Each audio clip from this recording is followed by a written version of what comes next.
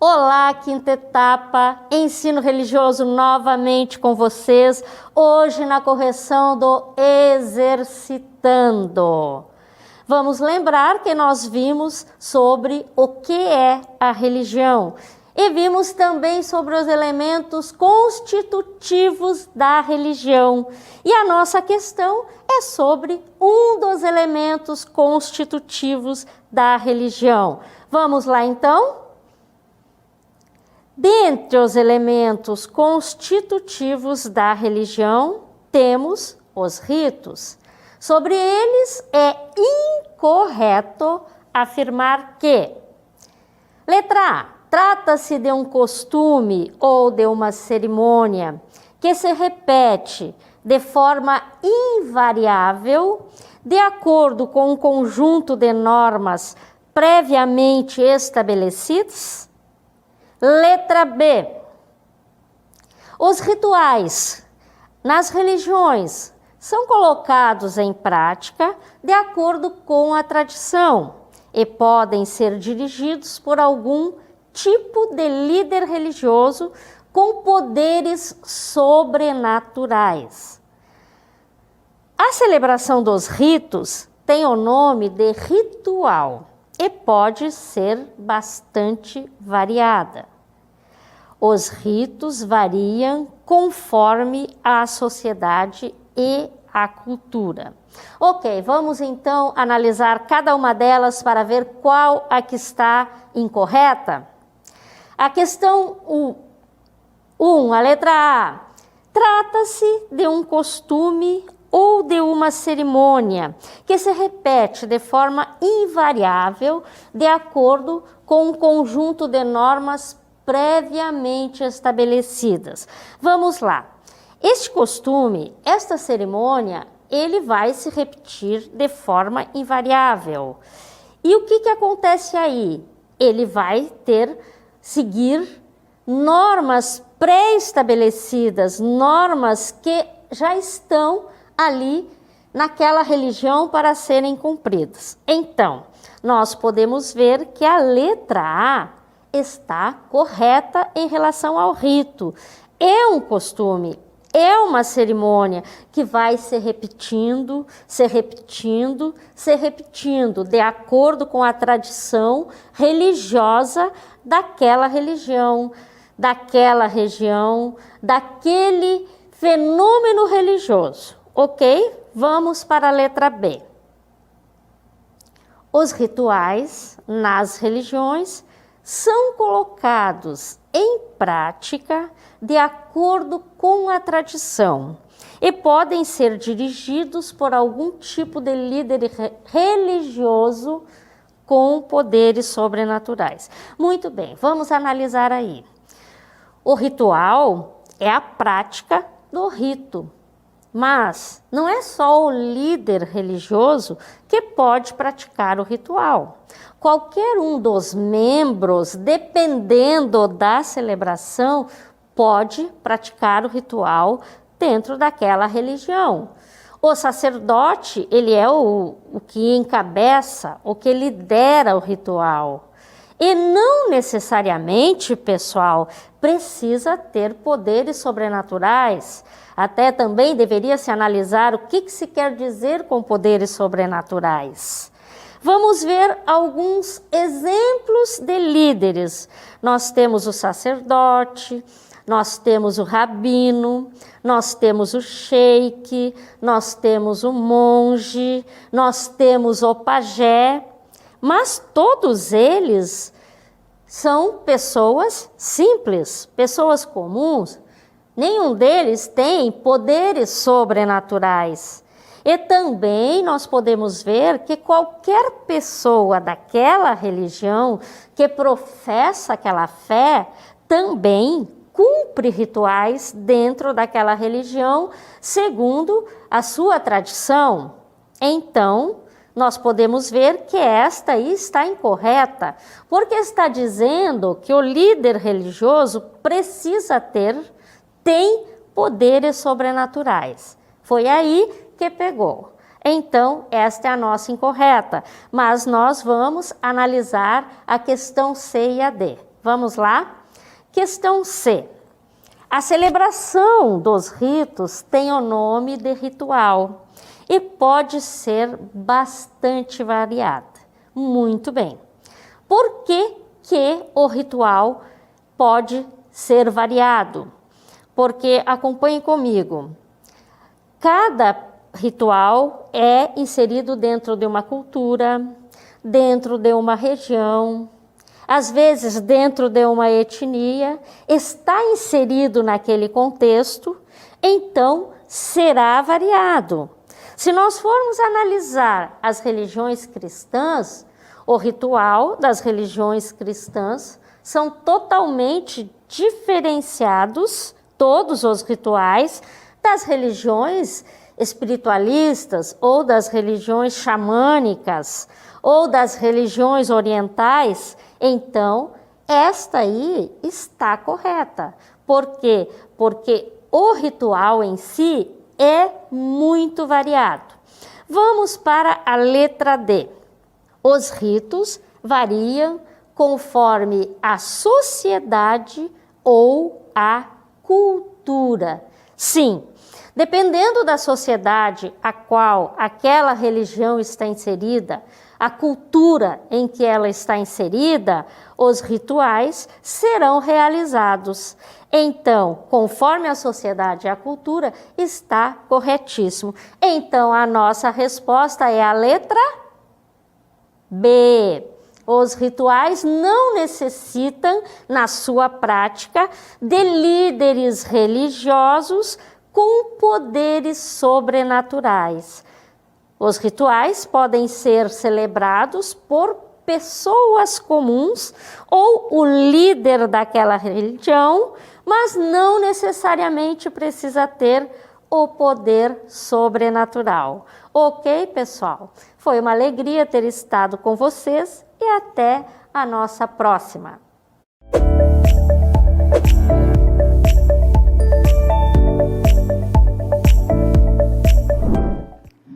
Olá, boa noite, sejam todos bem-vindos à correção do Exercitando de Geografia. Sou a professora Andresa, nós vamos fazer a correção dessas duas questões que vocês responderam aí de Geografia. Então vamos relembrar quais foram as questões que passamos para vocês. Então nós temos aí duas questões para vocês avaliarem, nós vimos aí no bloco anterior. Na questão de número 13, a gente tem que a biosfera ela pode ser definida como o conjunto de todos os ecossistemas da Terra, ou seja, diz respeito às regiões habitadas do nosso planeta. E aí nós temos o questionamento para vocês. As três principais camadas que compõem a biosfera são, aí nós temos na alternativa A, litosfera, atmosfera e hidrosfera, B, geosfera, criosfera e exosfera. Letra C, endosfera, astenosfera e litosfera. E letra D, ecosfera, hidrosfera e geosfera. Então essa é a nossa questão de número 13. E a questão de número 14, vou aí ler para vocês acompanharem. A crosta terrestre é a menor camada em espessura do planeta Terra. Ela é dividida nas porções continentais e também nas oceânicas, tá bom, gente? E possui um papel fundamental no desenvolvimento das atividades humanas. A crosta terrestre, ela é também chamada como? Letra A, biosfera, B, litosfera, C, mesosfera ou letra D, troposfera. O que a gente vai fazer? Vou deixar aí uns minutinhos para vocês observarem a questão novamente e aí vocês respondam e depois coloquem no chat aí pra gente. De acordo com o que vocês vão respondendo, aí vocês vão marcando aí no chat pra gente acompanhar vocês, tá bom? Então vou deixar aí um tempinho para vocês olharem e daqui a pouco eu retorno para fazer a correção com vocês.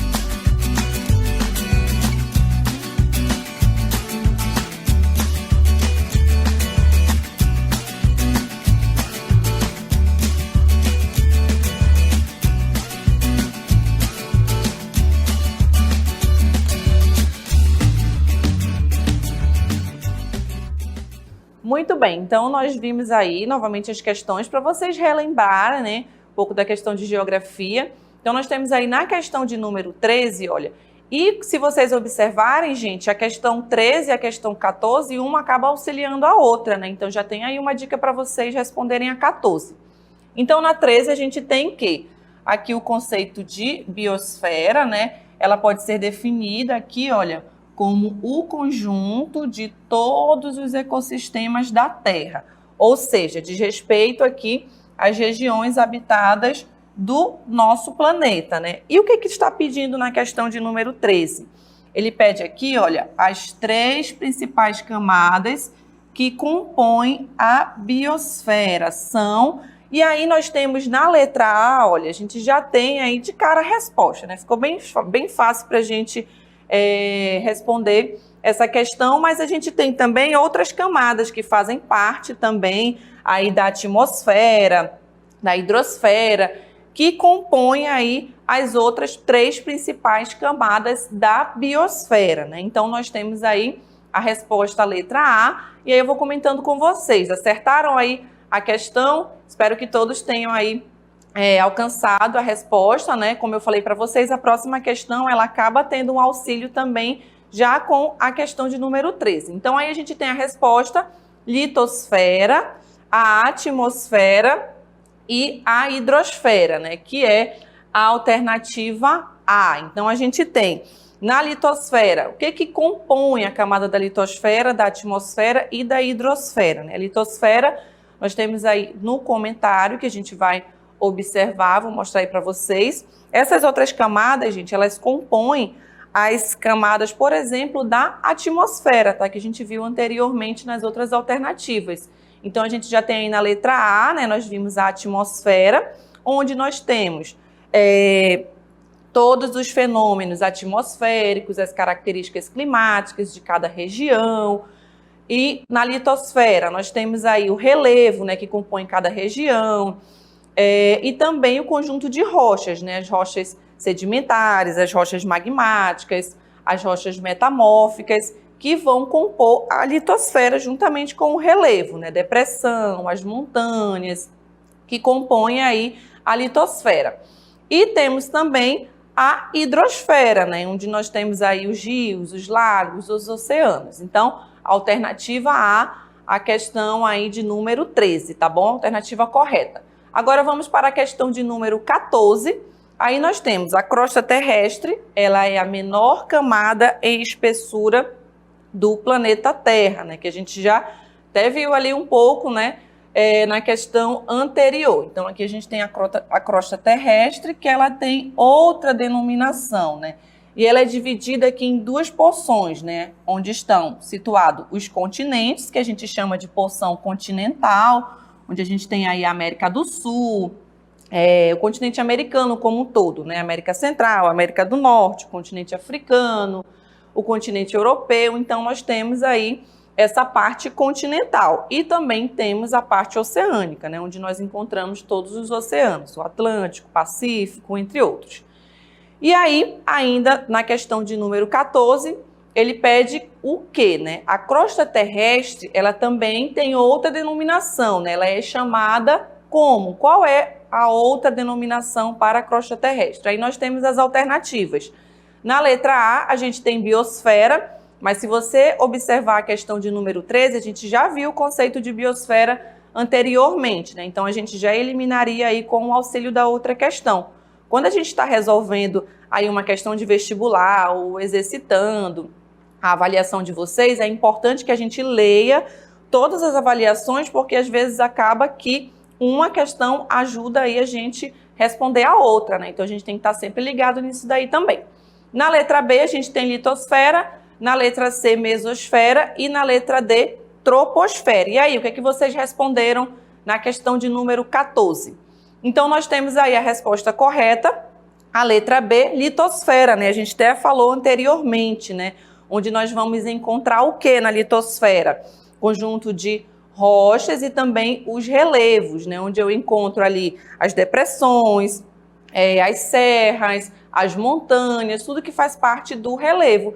E também o conjunto de rochas, né? seja as rochas magmáticas, as rochas metamórficas, as sedimentares, que nós vamos encontrar também na litosfera. Então, essa é a resposta correta, litosfera. Ou, como você também pode encontrar aí em outras questões, em livros, nas suas pesquisas, você também vai encontrar como crosta terrestre, tá bom? E aí nós temos o comentário, né, para vocês observarem que o nome litosfera, ele é utilizado aí como sinônimo para crosta terrestre, né? Ou seja, você pode ver tanto litosfera ou quanto crosta terrestre, vai estar correto aí, está se referindo a essa camada, né, que vai recobrir aí o planeta, sendo formado pelas rochas, pelos solos, pelo relevo de uma forma geral, tá bom? Então, essa foi a nossa questão de número 14, aí da nossa correção do Exercitando. Espero que vocês tenham acertado aí as questões, tá bom? Se ficou com dúvida, se não conseguiu alcançar a resposta, também não tem problema, tá bom? O importante é que vocês entendam a questão, né, a explicação, e no nosso próximo Exercitando aí, praticar cada vez mais o nosso conteúdo das nossas aulas de geografia, tá bom? Muito obrigado a todos vocês e até uma próxima!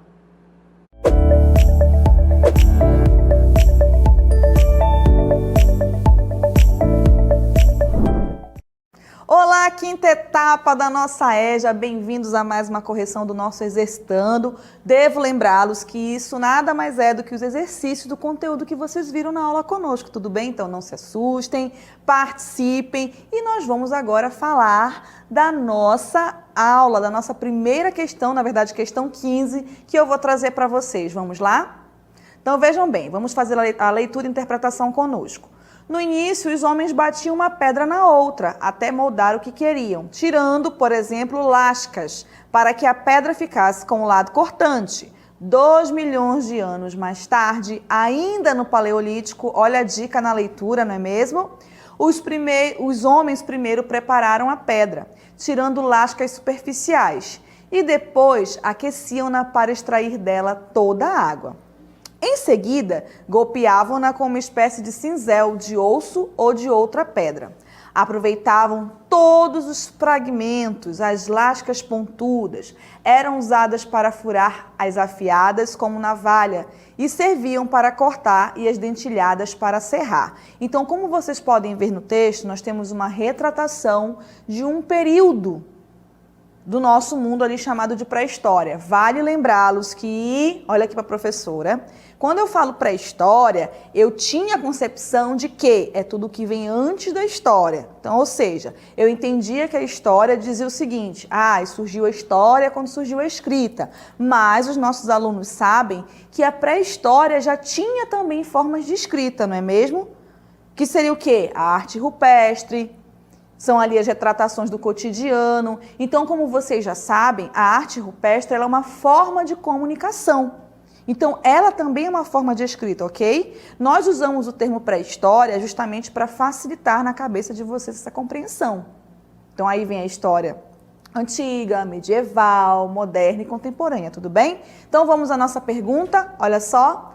A cena de trabalho pré-histórico descrita acima demonstra uma. O que nós temos aí? Temos uma situação. Olha aí, alternativa A.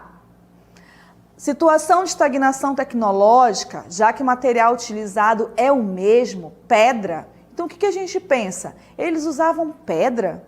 Tá, mas olha no texto, tem 2 momentos. Uma onde ele vai ali tirar, outra que ele vai começar a polir, não é mesmo? Então, fica aí a reflexão para essa primeira alternativa. Segunda, vamos lá?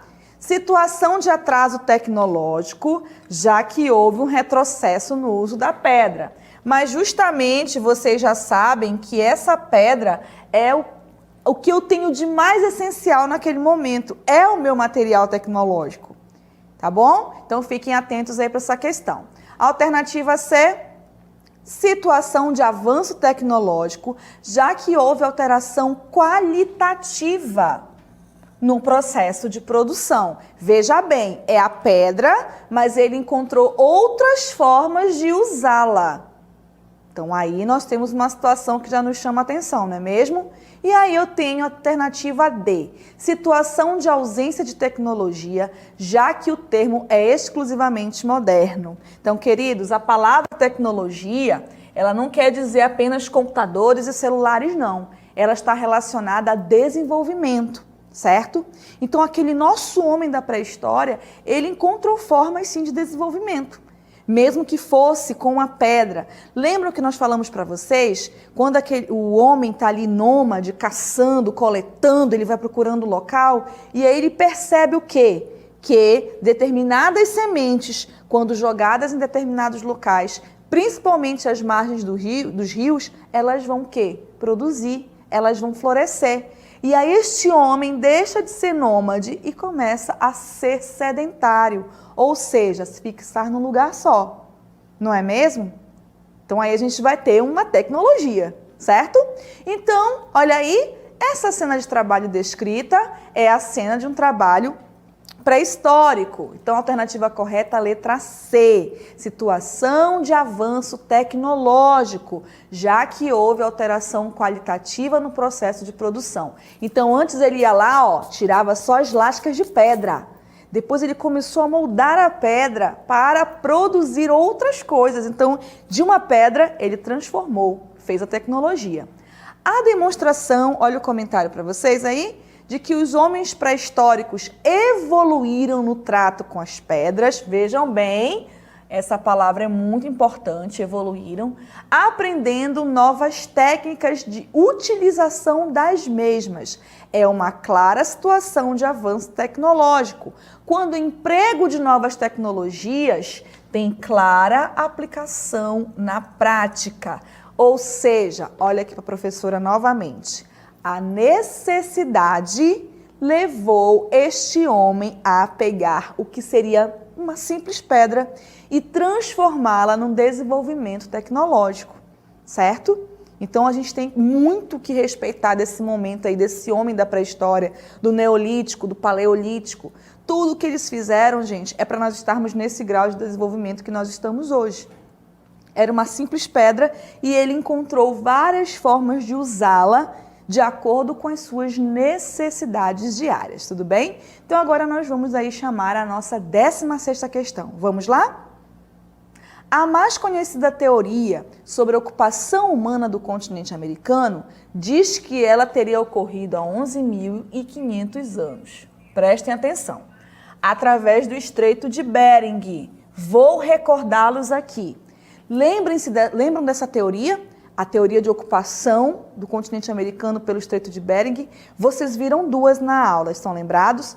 A Malaio-Polinésia, ou transoceânica, e a do Estreito de Bering. A Malaio-Polinésia, ou transoceânica, como vocês preferirem, é a teoria de que os grupos vieram das pequenas ilhas da Polinésia, através de pequenas embarcações, o oceano foi levando, e eles foram procurando ali outros locais de ocupação.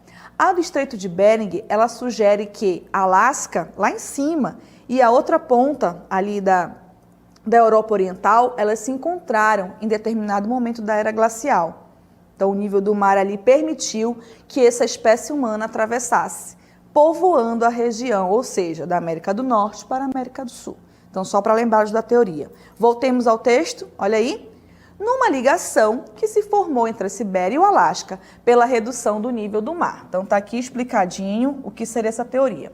Contudo, pesquisas arqueológicas conduzidas pela arqueóloga brasileira Niede Guidon asseguram que esta região tem um espaço aí, não é? Já era ocupada por humanos há pelo menos 48.000 anos. Gente, então tem aí uma diferença. Quero só lembrá-los que Niede Guidon é uma das maiores arqueólogas que nós temos no Brasil.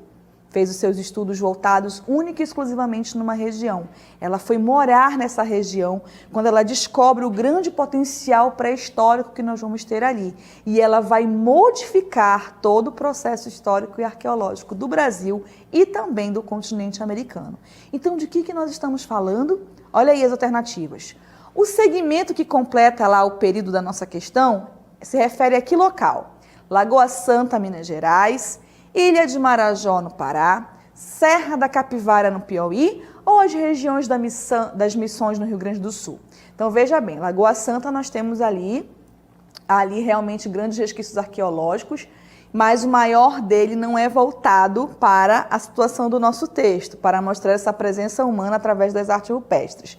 Tem a citação da Ilha de Marajó, nossa vizinha praticamente, não é mesmo? Vocês sabem que a Ilha de Marajó, ela também tem grandes sítios arqueológicos e ela prova ali a constatação de que os nossos povos indígenas da região já produziam material muito diversificado, em alto grau de desenvolvimento também, vitrificados, com formas de animais, com formas humanas. Então a gente percebe também um local de muitas informações riquíssimas para a arqueologia no Brasil.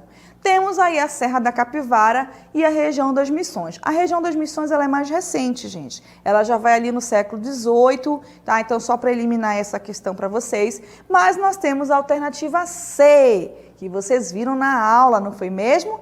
Serra da Capivara, no Piauí. A Serra da Capivara, ela é fundamental para mudar toda a interpretação, inclusive se repensar a teoria do Estreito de Bering. Então, ela vai mostrar que a presença humana, no caso do Brasil, vale ressaltar que a Serra da Capivara é tombada como patrimônio pela Unesco. Ela é um dos nossos maiores sítios arqueológicos. Dentro dela existem mais de 600 locais de extração. Hoje ela faz parte do Parque Nacional Serra da Capivara, que no momento, por conta da pandemia, está fechada à visitação e é um dos nossos maiores locais de recurso de pesquisas arqueológicos no Brasil e no continente americano, certo? Então, Nied Guidon, essa brasileira aí, é responsável por trazer à tona essa riqueza de material. Então, fica lá no Piauí, quando vocês forem visitar, aproveitem quando for possível, não é verdade? Para que nós possamos ver esses locais. Então, veja bem, depois de estudar na Universidade Francesa de Sorbonne, na França, né, Nied Guidon foi ao estado do Piauí, na região Serra da Capivara, para estudar os sítios arqueológicos. E é ela que vai nos trazer todo esse potencial arqueológico, ou seja, esse material já estava lá. A pesquisa dela começa a partir de uma investigação de carbono, quando ela percebe que esse material é mais antigo do que os 11 mil anos citados ali inicialmente, do que se entendia que o homem havia chegado à América. Aí os meus alunos vão perguntar, então quer dizer que a teoria de Bering pode estar equivocada? Bom, segundo as pesquisas de Nied Guidon, nós temos muito ainda o que investigar, tá bom, gente? Nós não vamos descartar nem Malá e Polinésia, que se chama transoceânica, ou nós não vamos descartar Bering, mas que nós temos muita coisa a se descobrir, nós temos. Então, Nied Guidon está ali ainda com todas as suas pesquisas, não é verdade? Vocês sabem que, em termos de pesquisa no nosso país, nós temos muito ainda o que investir, mas isso não cria com que ela possa desistir, tá certo? Então, queridos, só recapitulando aí, esse conteúdo que vocês viram de hoje é relacionado às suas aulas sobre pré-história, tudo bem? Foi um prazer estar com vocês.